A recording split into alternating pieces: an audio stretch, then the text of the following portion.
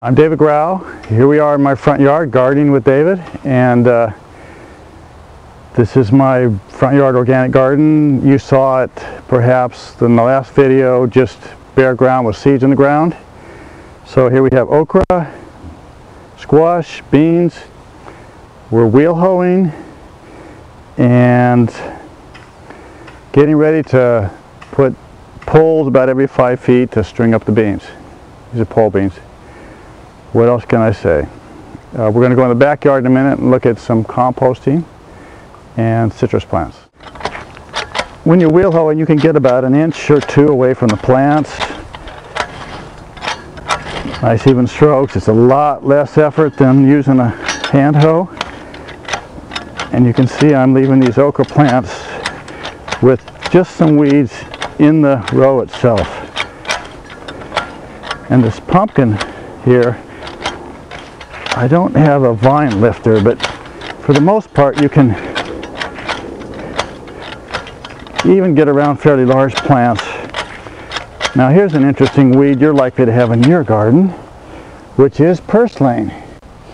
Purslane is the latest gourmet salad ingredient in fancy restaurants. It's edible, it's succulent, and it's pretty hard to kill. So after I wheel hoe this, we're going to pick it all up, put it on concrete to dry out, and then compost it. Otherwise that would resprout. Even though I've undercut it, you can pick it right up, no problem. But purslane is amazing stuff, and I'm going to be watering this ground tomorrow so it wouldn't die. What else? These okra plants, we'll leave them about 12 to 16 inches apart. They'll get about this tall, and we'll have okra here in another month or so. Green beans are doing great. They're starting to vine, and we need to get the strings up so they run up the strings instead of all over the ground. Kentucky wonder pole beans. And we got some winter squash, different varieties, and a little bit of cucumbers. So this is the front yard. Let's go take a look at the backyard.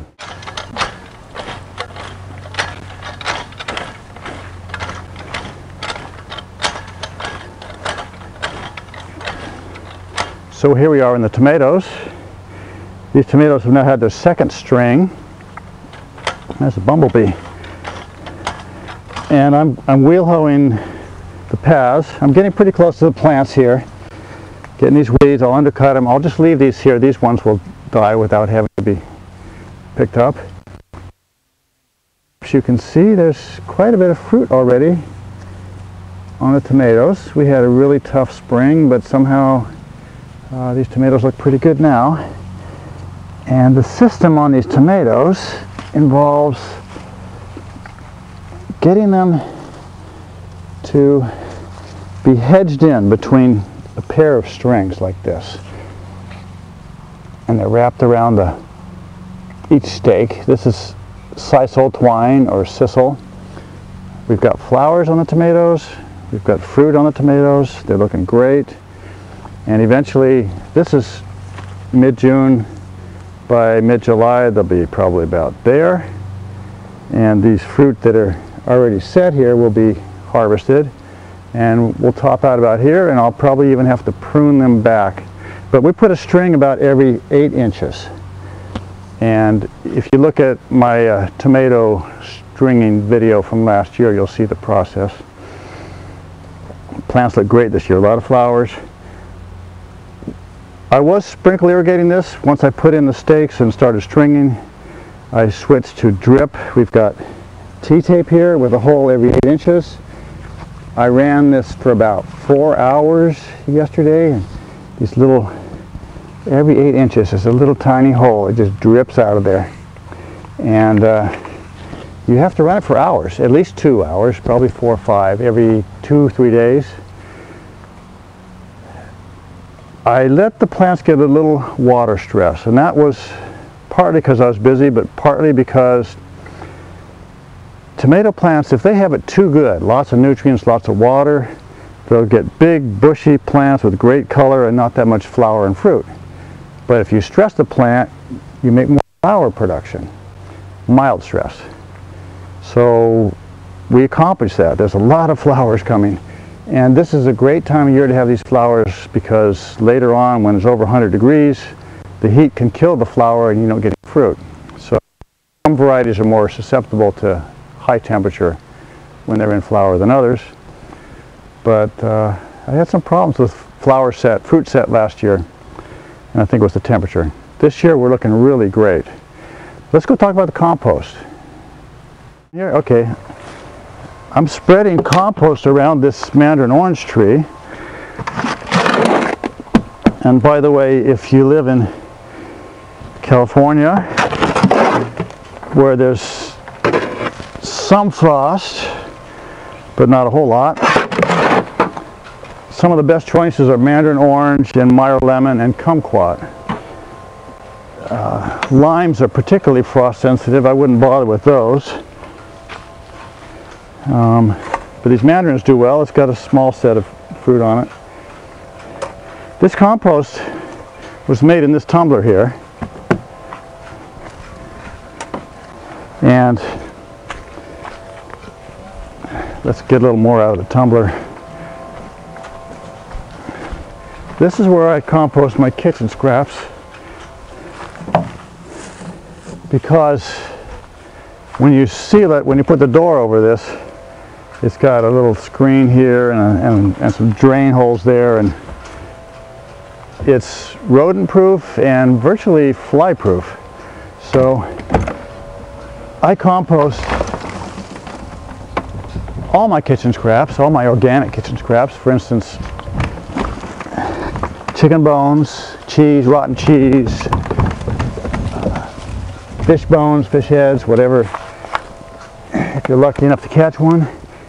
And then I mix that with a mixture of leaves and weeds, and keep throwing it in there, turn it once every few days. In the winter time it doesn't do much, so I start just using it in the pile, but all, say, May through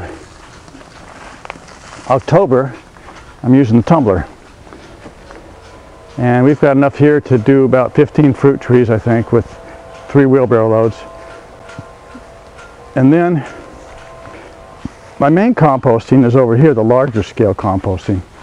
And this 4-sided bin, this one we just dug out and spread in the front yard. This one is going to be ready soon. This I've been composting in this winter. And when I made this pile, it was up to the top. Compost sinks, it collapses as it decomposes. This pile was an alternating layer of weeds, some kitchen scraps, sprinkling of chicken manure, gypsum, limestone, rock phosphate, and some kelp meal, dried kelp.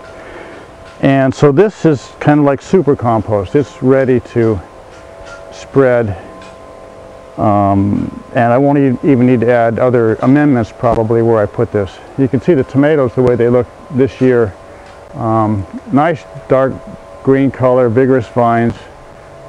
That's because they've been well fertilized, amended, and I also used some, according to the results of my soil test at Carl Rosato's suggestion, rock phosphate, gypsum, powdered oyster shell, kelp meal, all those things to balance the missing nutrients to make the maximum fertility, which is going to give you the most vigorous plants, the best disease resistance, insect resistance, higher yield, and better flavor. So soil is everything, and the key to knowing what to do with your soil is getting a soil test. So I would highly recommend you find a lab, get a soil test, and probably get it tested every 2 to 3 years. I had it tested 2 years ago, and I'm probably going to test again next year. So that's it for this week. More next week.